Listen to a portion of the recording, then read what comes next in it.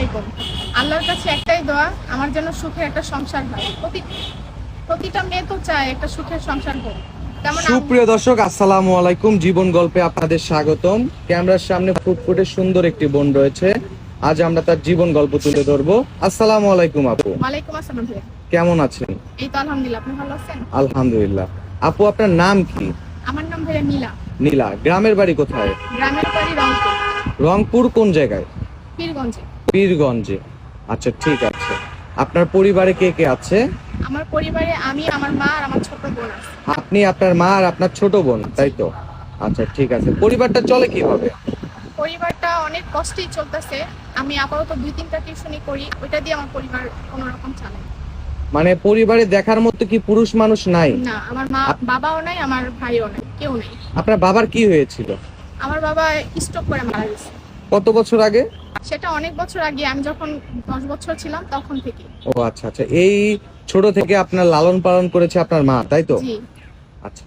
আপনার পড়াশোনা কতটুকু? পড়াশোনা ইন্টার পর্যন্ত পড়াশোনা করা হয়েছে। ইন্টার পর্যন্ত পড়াশোনা করা হয়েছে। কোন গ্রুপে পড়েছেন?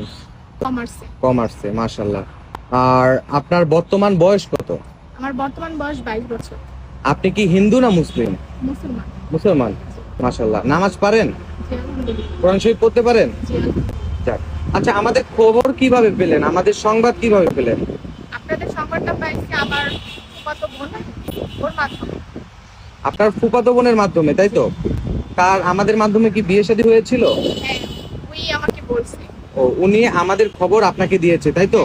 সে কি এখন সুখে আছে? আলহামদুলিল্লাহ, ও অনেক ভালো আছে, সুখে আছে। এই জন্য আমার ওই বিশ্বাসটা নিয়ে আমি আপনাদের কাছে আসছি। ও আচ্ছা। এখন আপনি কি চান মূলত আমাদের থেকে? আপনাদের থেকে মূলত চাই যে আপনারা কোনোভাবে আমার জীবনে একজন এমন মানুষ এনে দেন, বা এমন মানুষের দ্বারা আমার যেন জীবনটা পরিবর্তন হয়। ও, আপনি কি বিয়ে শাদীর জন্য এসেছেন না রিলেশন করার জন্য? না, রিলেশন না। আমি যদি একজন ভালো মানুষ পাই, মনের মানুষ পাই, তাহলে অবশ্যই বিয়ে করব। আপনি বিয়ের জন্য এসেছেন, তাই তো?